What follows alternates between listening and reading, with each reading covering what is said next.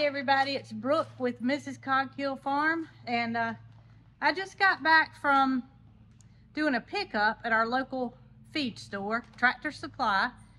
And what happens at a pickup is you place your order online and then you go pick up your products. Well, I got a message saying everything was ready to pick up, and I went and did just that. Now what I was picking up was some things for Capri, my goat that I am milking. I have Bramble here trying to move the camera around. Capri is the goat that I'm milking, and I'm still not satisfied with the way she looks.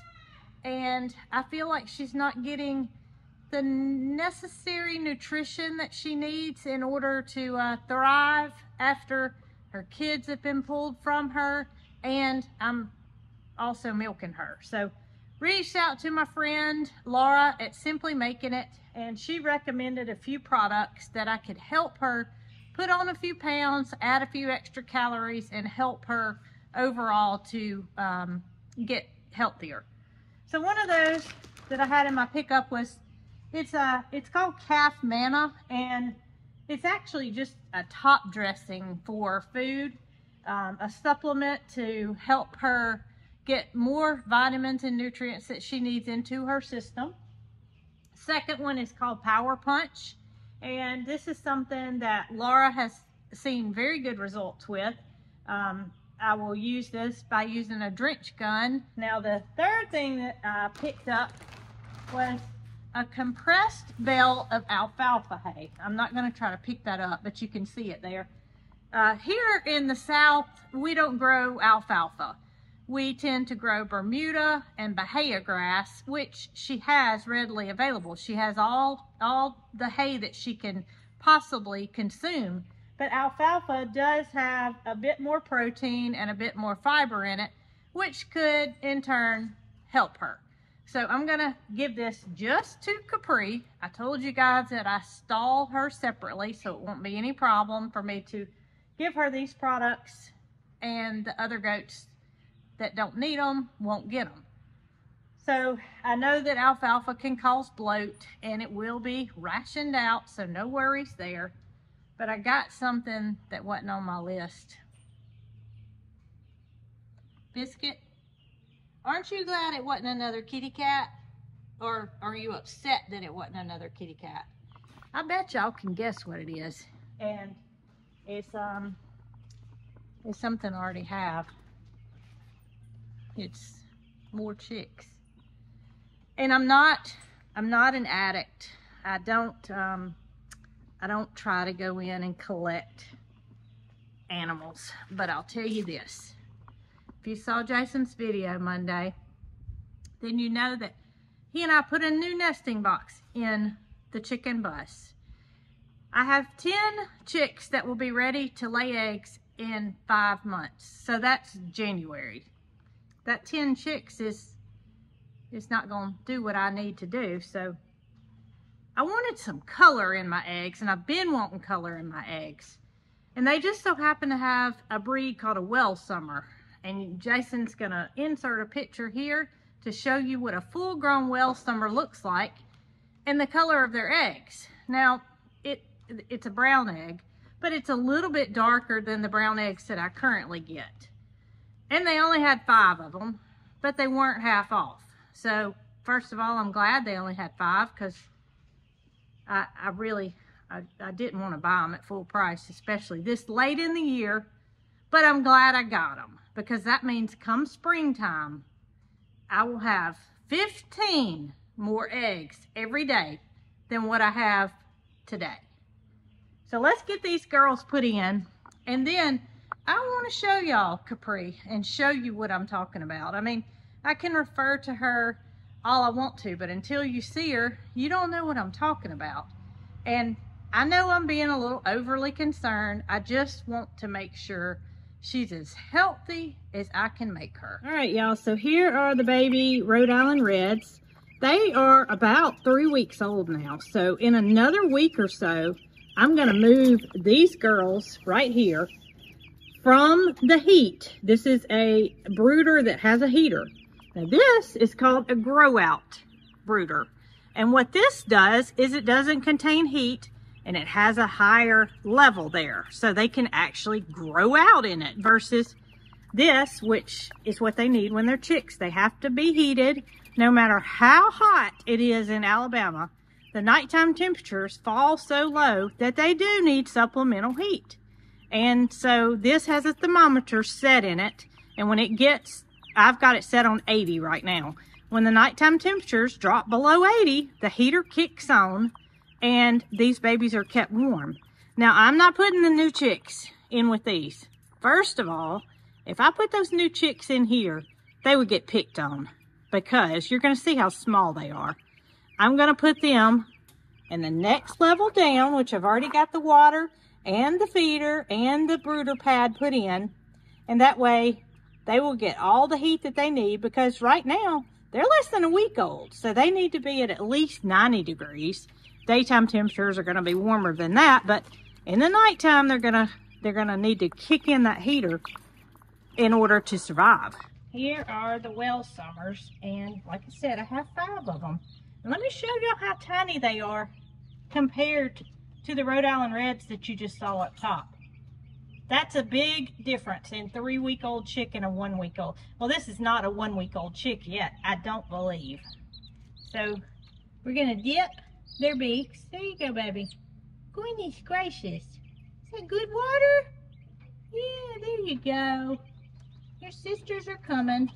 Now these are all pullets, which means they have been sexed to determine they are female.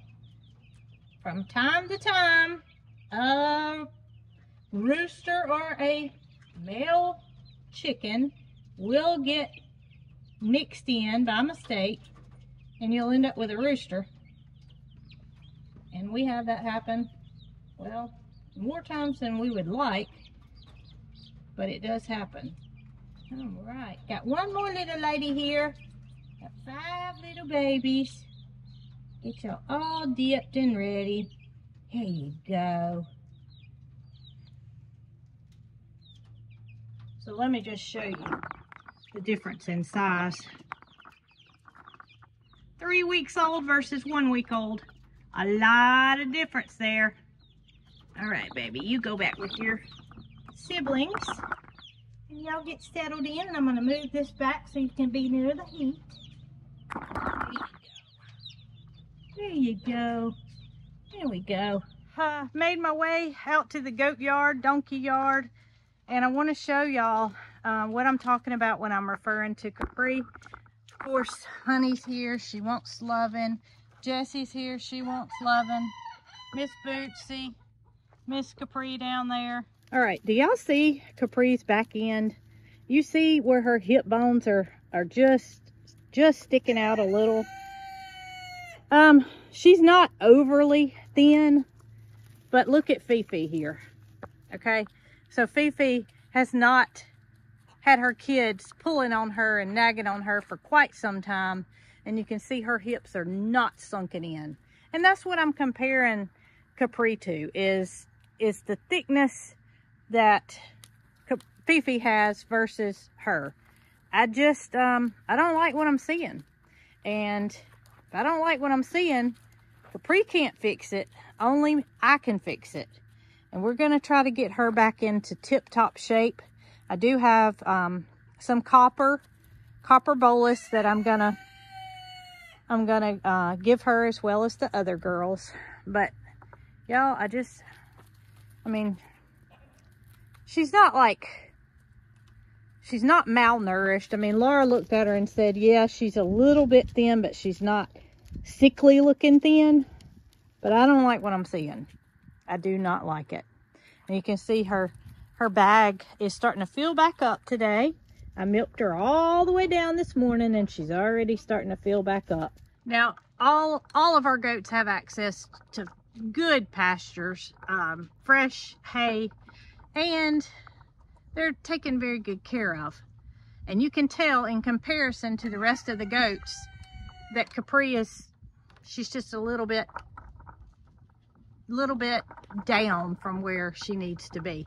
And and I'm gonna get her there. So this evening when I go and put everybody up for the night, I'm gonna give Capri a separate hay bag with some alfalfa in it. I'm gonna top dress her food with some calf manna. I'm gonna try the Nutri-Drench, and they're all gonna get some copper, a dose of copper, which not every area in the United States is deficient in copper. However, here in Alabama, our soil is very copper deficient, and we have to use a supplement for goats in order to get the necessary copper that they need. I also wanted to update a little bit on my health. I did go to my rheumatologist this week, this past week on Friday, and my blood work has changed for the good. My inflammation levels have come down some.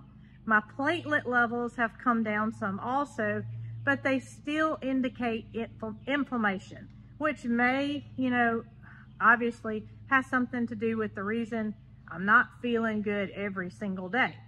So the rheumatologist suggested that I start taking the Humira weekly instead of bi-weekly.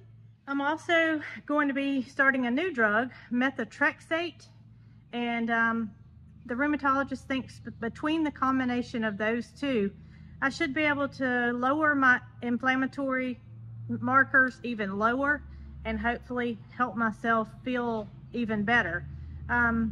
Sometimes what can happen is the Humira can stop working. Your body can start kind of building a resistance to it, and he's hoping that with the addition of it weekly and the additional medication, we're going to be back on track, back to the where I was when I initially started taking the Humira, which I was feeling pretty good then.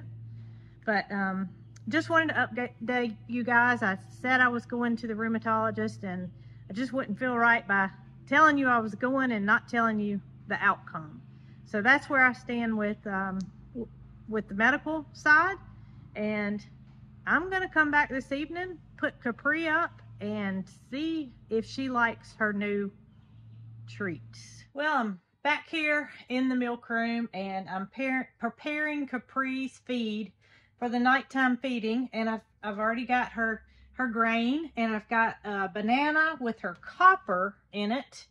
I've got a Nutri-Drench solution in a drench gun, and then I have measured out the correct amount of calf manna to put on the top of her feed. And I'll probably start doing this in the morning feedings when she's on the stand, because that's when she typically does not want to eat for whatever reason. But for today, I'm going to top dress her feed with the calf manna and hit her with the Nutri-Drench, see if that won't help. And then after she's done eating, I'm going to add some alfalfa in there for her to enjoy throughout tonight. You ready to eat, aren't you? Eat that banana first. Oh, the calf manna, that's what you like, huh? Well, it does say to don't overdo it, so I'm measuring out the correct amount to make sure you don't get too much of it. But this is going to help you out, sweet girl. It's going to help you out, and we're going to get you back to not being so thin. Okay? I just feel like she needs to put on a few pounds, and she may just need a few extra calories. She is being milked daily, and I'm sure that takes a lot of calories to produce the amount of milk that she does produce. All right, big girl, I'm gonna let you finish eating, then I'm gonna give you this tropical punch flavored drench. Y'all can see, I mean, she has a good appetite. It's not like she doesn't eat, because she does. She's just obviously using more calories than she's taking in.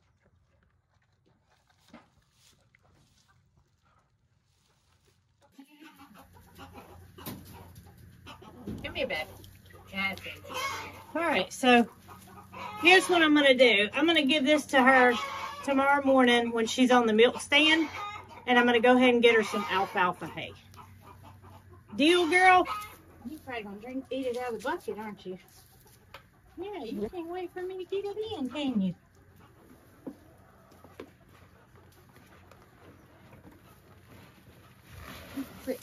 I know, it's good, isn't it? All right. Here you go, sweet girl. Here you go.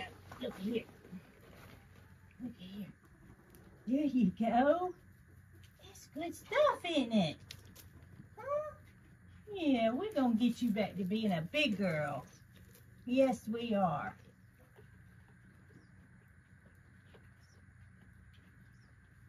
All right, babies. How y'all doing? Well, they're not right up on the heat, so I know that they're not cold, and they're also not panning, so they're not too hot. I think they'll be fine for tonight, and of course I'll be here bright and early in the morning to check on things. They found their feed. I just saw one of them eating, which I moved their feed to the front because that's kind of where they were staying. And then their water's right behind them. You know, as they grow, I'll move that to make sure the food doesn't get in their water. But at this point, they're not going to do that. They're just trying to get acquainted to their new area. Well, y'all, I hope my suggestions that were given to me to try to help Capri are going to work. I feel confident that she has an appetite, and as long as she puts a few more calories into her system, that she's going to put on some weight. I wish I had that problem. I mean, you know, I wish I didn't put on weight and didn't eat enough calories in a day, but oh well. Anyway, we'll let Capri have that, and I'm sure she's going to be back to being a big girl in no time. So y'all stay tuned to watch these chicks grow and to see Capri's health improvement.